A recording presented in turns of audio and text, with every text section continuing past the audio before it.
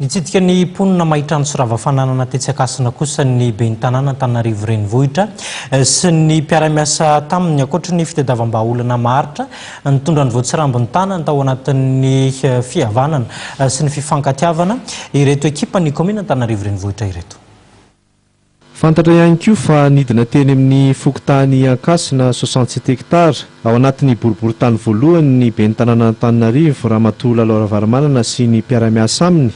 Taoriana ny nahamaizana trano natratratra any amin'ny 270 tamin'ny alahady lasa teo. Tsy nitondra tanapolo ny ben'ny tanàna fa nitondra fankeherezana ho an'ireo trabony ary nanolotra vola hatrany amin'ny 4 tetsy sy 2 tapitrisa ariary.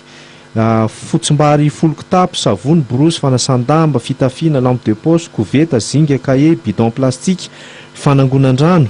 Nijery akaiky sy namantatra ireo zava-misy marina ramatoa ben'ny tanàna ary ny aino sy finandray mivantana ny etaentan'ny mponina izay trabony.